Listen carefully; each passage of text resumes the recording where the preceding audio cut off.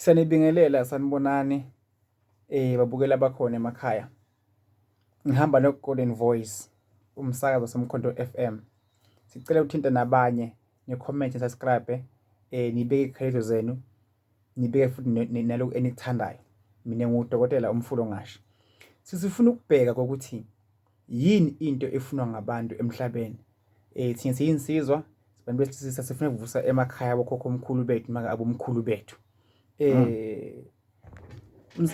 Golden Voice Sure. Awubiyabula abakhona emakhaya bazingelele mfowethu. Ngithatha ithuba ngenkulu inhlonipho ngibingelele kubabukeli be YouTube channel kaDlamini. Bonga kakhulu nokuthi namhlanje ngikhethe ukubuka thina. Ngifisa namhlanje sibheke njengoba uDlamini sebekile ukuthi sifisa ukuvusa imizi and siyazi kuyinyanga yabantu besifazane ukuthi umuzi ngeke uvuse angekho umuntu osoft, angekho umuntu wesifazane. So sifuna ukuveza ukubaluleka kokuba nomuntu wesifazane empilweni siyizinsizwa, nanokuthi sihambe silahle kuphi okanye nabo bahambe bayilahle kuphi. Ngiyafisa Dlamini singene kule ikakhulukazi ethinta ukuthi sengithola umuntu lo muntu akathanda ukuthi ngiphuze. Ngiyiphuzela mangihamba ngohlala noDlamini ngiyophuza ubuye njalo ngithethise ukungithethisa kwakhe akangithethisi kancane, ungithethisa kakhulu.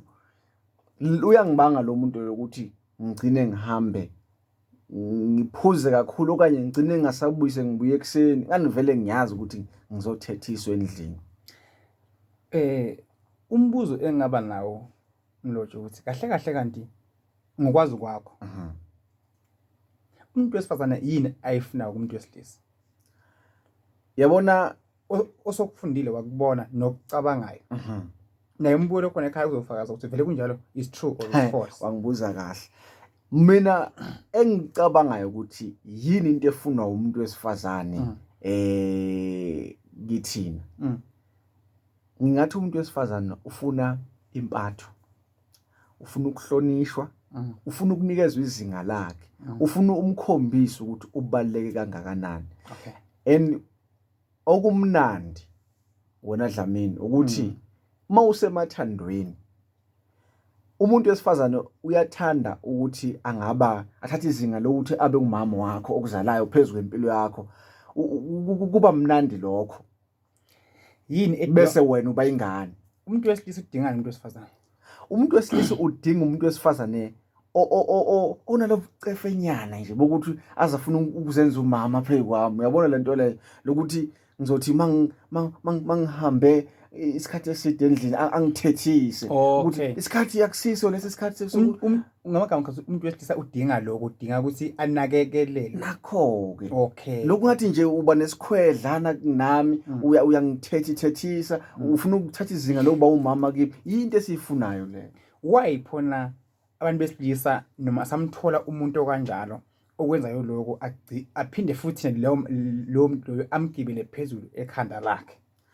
Number 1, awumbona umuntu okuyena uma ngabe esakhona. Kwesinye isikhathi umbona ngekhathi asaphuma ukuthi ngase ngikhumbula kangaka, uyabona ngabe siyongivalele la ngabe bese uyabona yazi abengcono kahle. Nanokuthi thina abantu besilisa siyathanda ukuchallenge ama trouble. Uzomthola be right umbone to right, uzoloku uchallenge ama trouble bese kuba ukuthi yena usheshe uya give up on you. So uyayiyeka lokukhuza, uyayiyeka lokuzenza umama phezu kwakho, so vele uyaphuma empilweni yakho aphume kanje sesiyalimala.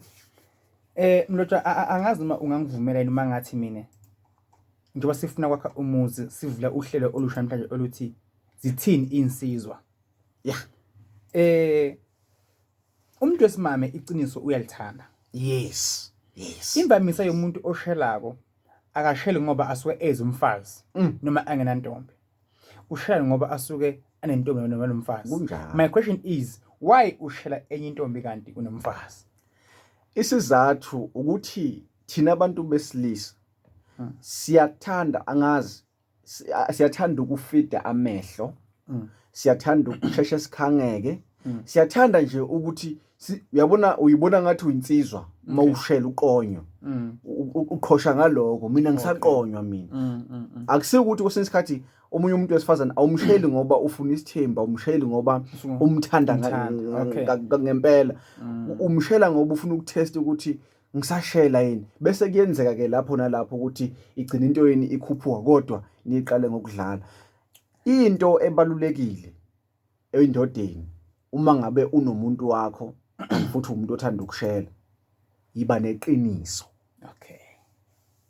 Uma ushela intombi kubuza naye omunye umuntu mtshitshela intombi ukuthi ukhona omunye umuntu ngiyamthanda yekela ukuthi hayi vela ngimthandathandi kahle sesixabexabene vele mina naye yekela leyo nto leyo mtshela ukuthi ngimthanda kabi ungowami futhi muhle nawe umuhle ngiyakuthanda ntombi uzobona izoqoma intombi. Okay.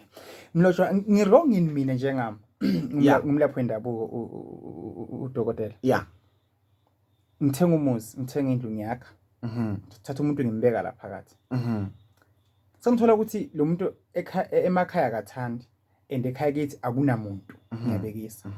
Uma sengishela omnye umuntu ngifuna ukumfaka lapha. Uma ngibuza ukuthi why ngithatha omnye umuntu ngibe nginaye lo bese ngiyambeka le story ukuthi wo ukuthi lo enginaye uthanda isidrobheni kakhulu isilungu so and umuntu wesimama akakwazi ukuba namakhaya awu2 imini endoda efana namakhaya amabili. Yeah. So ngamagama uchaza ukuthi masikwazi uku-afford sibe neqiniso labantu besimama ngimchazele ukuthi ngiyudlamini so nginomuntu okhona engizwana naye so ngingamgceki lo mntana abantu ngithi unje and naye ngim-afford ngimenzele konke okufanele ngizokwazi ukuthi noma kuthiwa kukhona engimthola asho ukuthi ngicela ungashintshi ngibeka nemlomeni. Uyabona ngifuna ukungena kule phuzu lakho othi wena uyam-approach manje uyamtshela kahle kahle usu-wrong mozothi ngifuna ozohlala ekhaya omunye uhlala kuphi cha menze lo muntu lona akuthande kuqala athande wena nobuqiniso bakho nobunguwe uzothi mase sowubona ukuthi hayi into ethi iyaqhubeka bese uyamtshela ikahle kahle izathu sakho ukuthi ngikuthathe entombi yesokuthi ngifuna wena uhlale le ngoba lo munye uhlala mase sowubona seyisikhathi sokuthi ngabe bayazana noma sebayahlangana seyikhathi kumbekela isizathu nqangi okuyisona kodwa ngekhathi usamshela angikwazi ukukushela ngikushele ngeqiniso angikwazi ukuyenza into omshelwa ngamanga kodwa nje sesishola ukuthi ebuqinisweni bokuthi umuntu onaye musukumbeka kabi ngoba nako sowuthola nangu sombona ngathi upake kakhulu sothuna hayi lo siyahlukana nominini nayo lo vele le ikhanda lakhe elinjani akalaleli lokho voice ngiyakuzwa lento eyishoko futhi ngizwa kahle ingene emandleni ngamagama uchaza kona ukuthi uma ngisho ukuthi umuntu wesilisa naye intombi soyitholile musa ugceka umntana abantu ngoba yena angekho yeah usushela ngaye manje la lona akangithande lona akhona futhi loya ngingamfihli uyabona ngoba uma athena angimfihli uma ngimfihli ukuthi ngama mhla ngithola omunye ongcono ndlele ngimthola manje ngiyofika ngimfihle futhi naye uyabona usho njalo ngemagama uyabona. Okay. Abantu besifazana into emene bayiqaphela ukuqaphela indlela engikhuluma ngayo nendlela uyabona mangizofika kuwe umuntu wesifazane ngifike ngikhulume kabi ngomunye ngithi ayi lo unjani uzothi singaxabana noma kwenzeka izimo noma ngiphinde ngishele omunye ngicabanga ukuthi wena ngizofika ngikhulume kahle kuye na Mbheke uGolden Voice usebenza emsakazweni so akakwazi ukuba bezintombi asangakuyenga nje wena mbukelo khona ngicabanga ukuthi usho njalo ngamanye amagama futhi musumblame ukuthi unentombi ngoba bengekaza kwazi linda wena ngoba anisibo bandaweni futhi anizala mama edwa futhi anazani so ngicabanga ukuthi iloko engakusho mbukelo khona ekhaya subscribe ucomment siyabuya futhi zithini insizwa number 2 Golden Voice ungasho ungakusho kumbukelo khona ekhaya impilo ikwazi ukuqhubeka phambili engakusho bafowethu dadewethu asinakekeleni impilo kulabe sesinabo asibanakekele sibathande bakwethu ungahambi ukhulume kabi mobuye endlini ukuthi isihlandwa sami ekubeni umkhulume kabi ngaphandle asibathandeni ngeqiniso ngiyakutshela mina ungamoshi into ekhona ngengekho please subscribe. I thank you. Mina ngiyakuthanda engabe wena omthandeni Golden Voice siyanithanda kakhulu lapha khona emakhaya buyani sibambisane siyadinga kwakhe imizi.